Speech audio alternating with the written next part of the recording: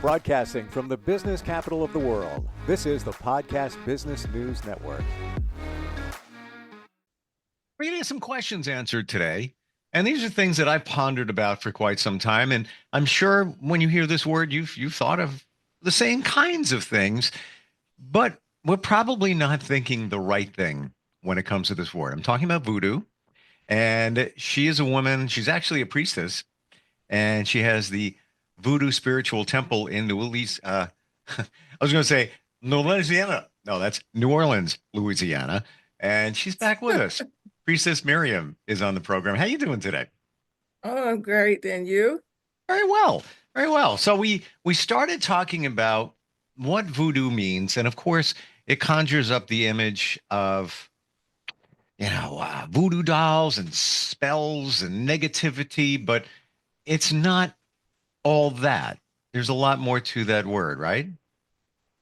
Yes. And what I would say that the word could be all of what has been said, but it doesn't have any connected structure of substance besides what someone advocate in the negative.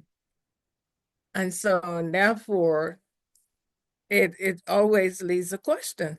Hmm. If a thing always is assimilated in the negative without any other reflection besides what people give. And I often think about the tour guides, and many people talk about a word in the abstract, but when it comes to the real structure or substance of it, it's does open up for questions.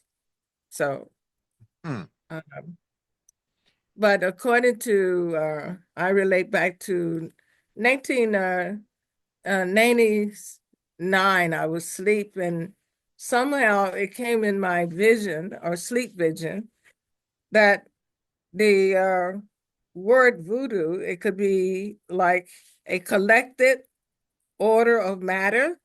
Matter is a formation that makes all things come compliable. That is congealed in a pragmatic function or formation. And so if a thing isn't organized in some creative formation, it still will leave a question because it's scattered. And so as we would think matter, if we don't pull the collected ideas of the stars in some structure, we'll just be saying, oh my God, is that Venus over there? Look over there. It's like, so um, and therefore, when a thing is put into a pragmatic formation, then you get more of a created resource. You get something that is more tangible to work with, that can create a service toward humanity and the community. And so, and therefore, it produces something that can transform in a physical reality, like we have the temple here, and then we have the gift shop. And so, and it can define more better to the person what a word has contributed as a service and some products or some substance that they can measure for their well-being. And so, but most people who tells the story of voodoo, as I had said to you early, that when we grew up as children, my mom and great parents would tell us, don't go down that road, that old hoodoo person or that voodoo person is down there to put a spell on you. And that to keep you and that you don't go stray away and get in trouble. Ah, there's there's always some kind of spook in the bush. And so, but that was how I came acquainted about the word voodoo. And then in Chicago, in my spiritual ministry, and there we had this little booklet about Marie Laveau in New Orleans, and that's how I came about understanding about Marie Laveau. and Voodoo in Chicago, but not knowing I would be in New Orleans with a practical temple with the title Voodoo Spiritual Temple. But something meets you in the abstract before it becomes a reality. What prompted you, Priestess, to form that temple? What spoke to you and said, I need to do this? And I know, many years ago we're going back on this, but what was it? Well, it's amazing, and that in 1990, my previous husband, Priestess, who was born in Belize, we had met in Chicago and we came together. And our first idea of putting together a temple was Miriam Williams' Healing Temple. But we came to New Orleans in 1990 and we had worked 3 weeks at the Voodoo Museum. And so when we had attained our apartment, we sit down to put our idea together here in New Orleans. And a little voice swept through my ear, said Voodoo Spiritual Temple. And it was just out of the elements of nature. And so Priest Osborne said, wow, that sounds great. And so as we had done in Chicago, and when the next day we called down to the state building to see how to cooperate the title. And so we looked to see how to cooperate the title Voodoo Spiritual Temple. And so we got our charter, everything went forward. And so then in 1991, we received our charter, Voodoo Spiritual Temple. So we've been chartered in New Orleans for now going toward 35 years. And so it was just an inspirational thought that came from my soul, I suppose, from the element. What was the last time you used voodoo? So in whatever form you want to present it in.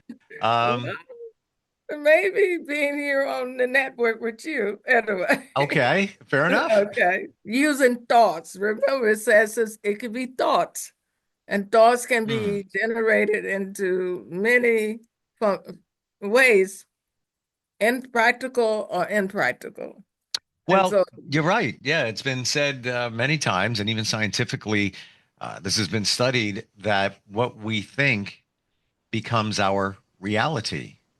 right. So apparently, when you were thinking that when you put that temple together many years ago. Somewhere in Chicago or maybe in Mississippi when I was young, Mm. I used to make mud cakes under the big tree. And I never wanted to go and start working with I was 12 years old, and my mother said, come in, you're gonna have to start learning how to take care of the house.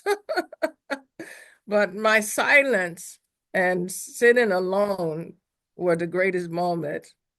And sometimes you want to call back those times, and with our lifestyle now is like, wow.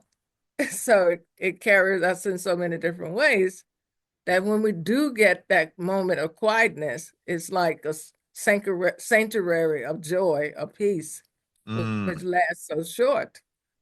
So as it is with you and the podcast is like a sanctuary of quietness with me, because it takes me into many other levels of thinking that I cannot think with my clients who have so much different worries and problems. But being here with the podcast is like, wow, those thoughts that has been lurking in my mind to talk about, and just to share something more greater than people think that this uh, voodoo is just about hearing your problems, Mm. bringing a resolution, you Right. know, Getting revenge and all right. that. Yeah. All right. So So you said a word, priestess, and I believe it's a very important word for all of us. You said peace. You said peace a moment ago. yeah, Okay. What is peace? Or what is peace to you? well, peace could be like noise, because as we was talking, then there was a big truck went down the street, but it didn't disturb us. Hmm. But peace is your inner consciousness that can bring you to a sense of harmony through the worst condition. Hmm. And and the worst condition can provide the peace if you're able to harmonize well with it. Hmm. And that's what I do, or many people do, when it comes to serving humanity or people's and their stresses. Uh, I learned when I worked in surgery in the hospital that when we had emergency cases come in, and at that moment, everybody's in this sanctuary of calmness. And it's like the movement, it's like, and we just move so at in an order that when the patient is on the table and we're all scrubbed in and everybody assimilated around the table. And it was the most sacred moment Hmm. that then you're ready and the doctor say, pass this scapular and the womb is open and everybody's like, wow. And so that's to me where Well, it's you don't have to stop being active to find peace. You just let your inner self just settle down with this frustration, and the peace has already applied itself within. oh yeah, you know what? I see some things come clear. Um, and it's funny when I was a kid, and even as an adult, I would go to church and people would say, "Peace be with you, peace be with you, peace be with you," and I just repeat it back, "Yeah, and with you, and with you." I didn't even know what they were talking about. I didn't know what this peace thing was until I realized that I didn't have any peace in my life. But you bring up a really, really good point. It is the ultimate in peace when you find that calmness among chaos. When there's Right. like surgery. I mean, look at the stress, look what's on the line at that very moment. But here you are gathered around the operating table, and it's like it's a feeling of peace. And I call it, I was going through some pretty hectic times a few years ago. And I remember walking outside of this building, looking up at the sky, and finally felt something. And I call it my quiet calm, where it was like, Mm-hmm. well, good. Things are good. All right. Could a lot of challenges there, but it's all right. Things are all right. Wow. Okay. Finally attained this thing called peace. But to your point, when you feel that among, craziness in your life, you've truly found peace. If you can feel that calm. Yeah, and there was a time where I were in 93, I was alone and I went down the stairs and I went too fast Mm. and I broke my leg and I didn't realize. And then when I come back up and I'm like, wow, you had Gunny, you broke your leg. And so Um, I calmed down and I aligned my leg and waited till the ambulance come. And so when they come and they say, well, Miss Williams, how are you? I said, I'm fine. So, even though it's that pain swiftly come, and yet when you come conscious that you are in the faults of what has happened, then you just calm down and put some alignment with it. And by me working within that structure of medical hospital, dealing with patients, and it helps me to calm my clients down that come to me for getting some confirmation with their problems and issues. And so it's just that able to work that order within you, bring you to be the most creative with people who say they're stressed and why they stressing. Some people say, oh, you're laughing at me. I said, no, I'm not laughing at you. It's better I laugh because you're screaming. mm, And so if I laugh, then we can bring some order in your experience that making you feel so out of touch with yourself. But some people think maybe it's an offense to them. Maybe you're laughing at them. Oh no, why should I cry and scream with you? And you're the person who is a victim of something. And if I've got to bring you from being the victim of it, better I have some joy to extend to you. And so not feeling sorry for you, because a lot of people want you to just sit and feel sorry with them.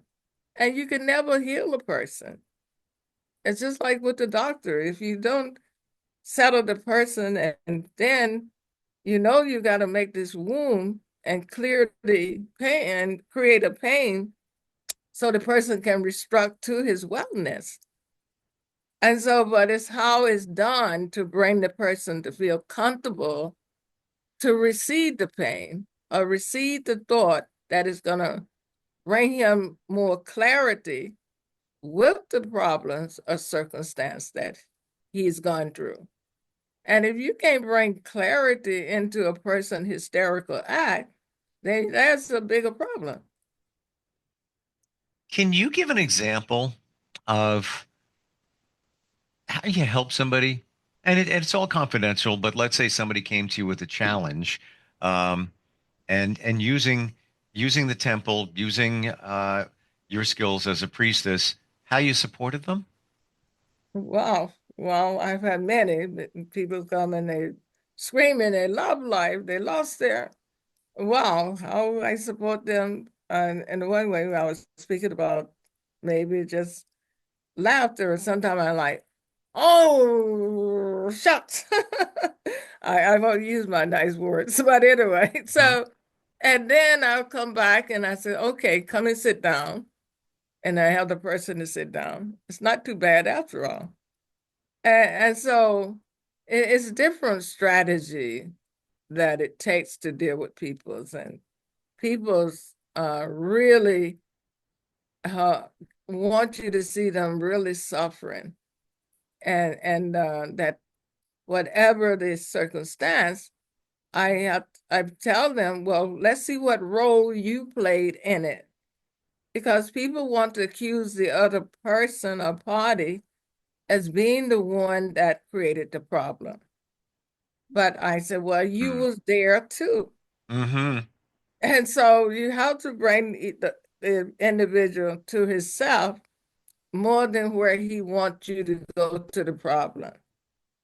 And once you can get the person to himself, then the problem is easily resolved, because no one wants to take responsibility that they were the enhancement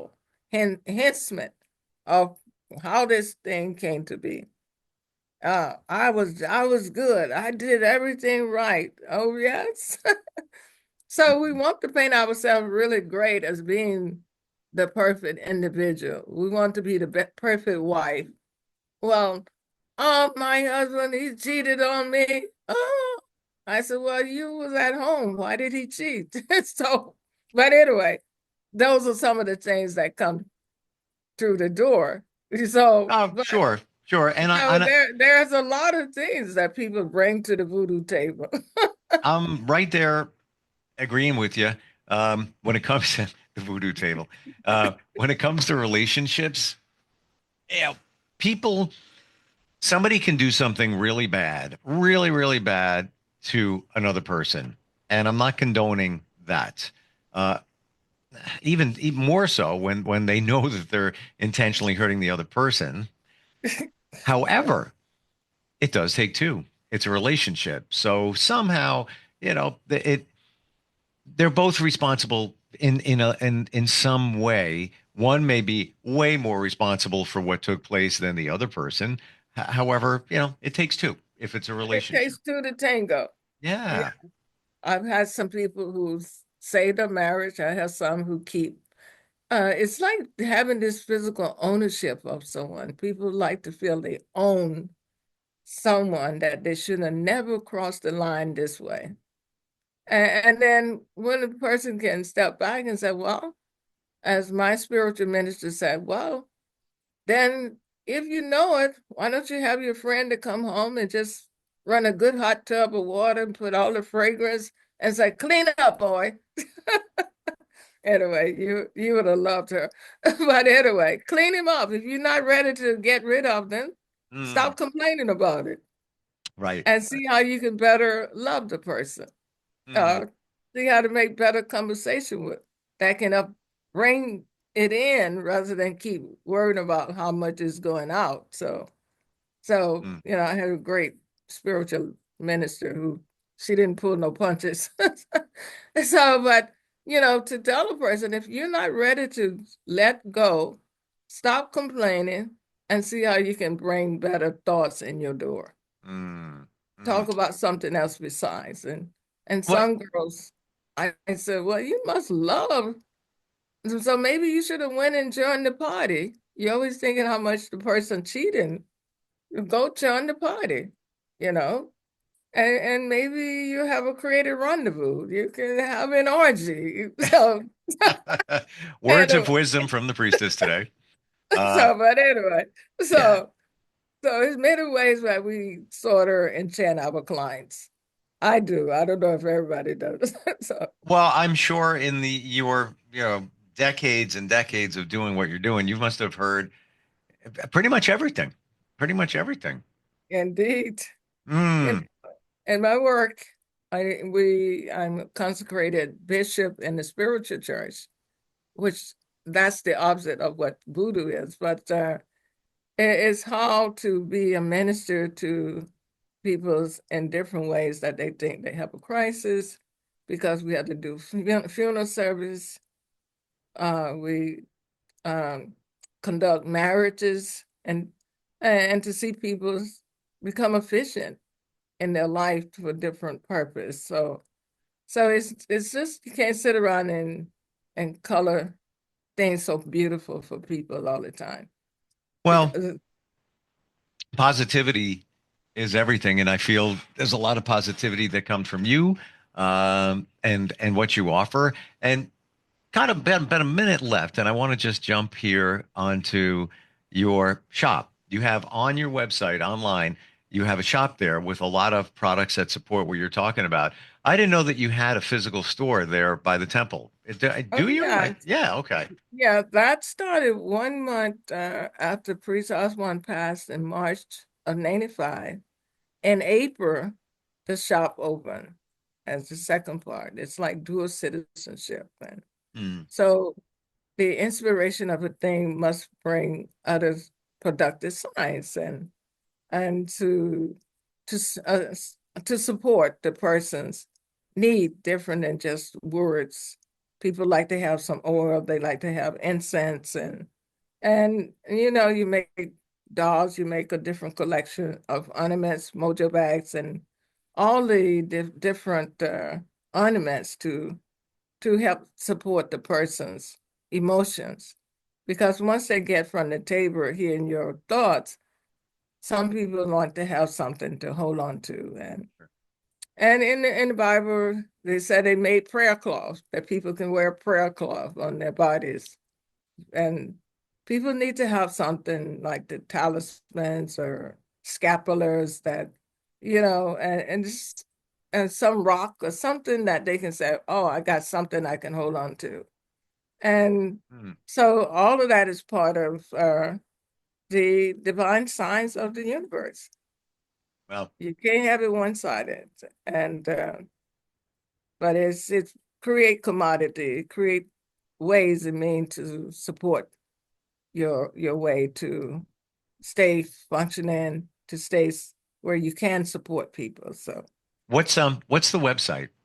the website is voodoospiritualtemple.org, and people can go there. They can find me and many of our different experiences.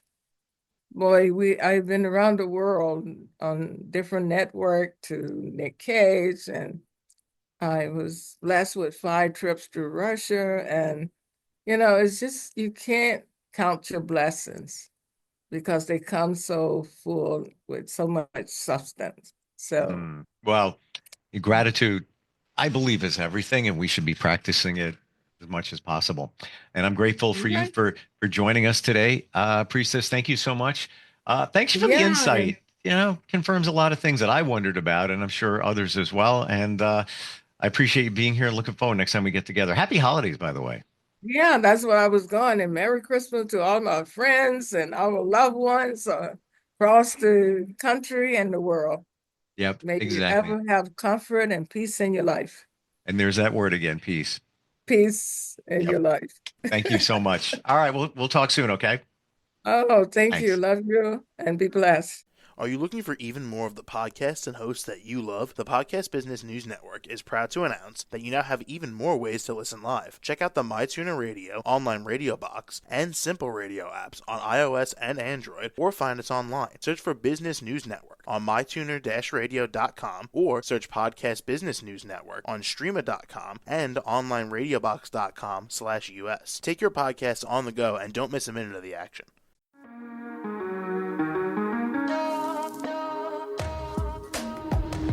Broadcasting from the business capital of the world, this is the Podcast Business News Network. For nearly 2,000 severely injured veterans, everyday life has become filled with barriers. Day-to-day simple tasks can become pretty daunting. I have to carry my chair up 2 flights of steps or have somebody do it for me. What scares me the most is just the falling. When I'm struggling with my house, I think, to have that one great barrier just knocked down, it's crucial. Home for Our Troops is a wonderful nonprofit that builds a mortgage-free, fully adaptive, handicap-accessible house. And there's no catch. It'll be our very first home that we've ever owned. This is a game changer. This is where your life begins again. We need you to join us in completing this important mission. Please visit hfotusa.org and help build homes and rebuild lives. Because of you, everything's going to be okay.